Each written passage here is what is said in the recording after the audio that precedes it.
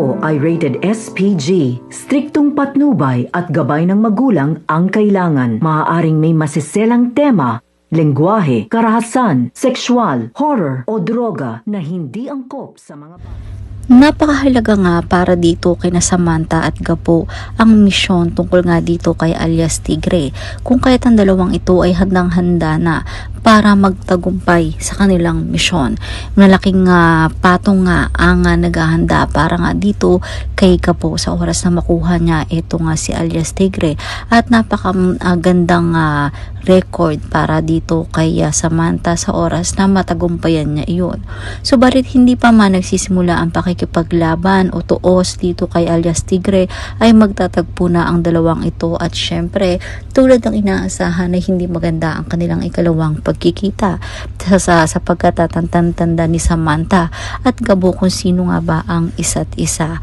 So nagalit nga itong si Samantha at muntik na niya nga matampal ito nga si Gabo, subalit binalaan nga siya nito na kung gusto ba daw niya na mahalikan siyang muli nito, kung saan ay narinig nga ito ni Sebastian kung kaya talagang nabadtrip siya dito kay Gabo sapagkat naunahan pa nga siya nito dito kay Samantha. Ngayon ay dahil nga sa pakikipag-away nito ni Sebastian kay Gabo ay madudulas nga ito, at sinabi nga niya na taga NCIA sila, kung saan ay dinig nga nito ni alias Tigre, at matapos nga noon dali-dali ay tatakas nga ito kasama ang kanyang mga kasamahan. Subalit hindi nga makakapayag itong sina Gabo at Samantha, kung kaya agad-agad ay susundan nga nilang dalawa ito kasama nga itong si Sebastian. Samantala habang abala sina Samantha at Sebastian sa mga tauhan nito ni alias Tigre, ay magwa one on one naman itong si Gabo at alias Tigre.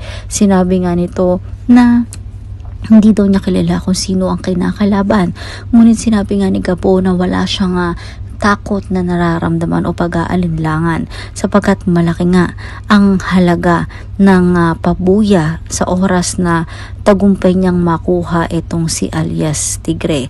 Ngayon ay matitikman nga nito ni Victor ang galing at tapang nga nito ni Gabo, at matapos nga noon ay tatakas naman agad-agad itong si Gabo mula nga rito kina Samantha at Sebastian, at kahit habulin pa siya ng mga ito ay hindi na nga ito magtatagumpay, kung kaya't agad-agad ay makakatakas etong si Gabo, at habol-habol lamang ng tingin ang dalawang ito sa papalayong si Gabo. Pakatunghayan nga natin ang nakakakilig at maaksyon na pagtatapat dito nga lang sa CCM si Gabo.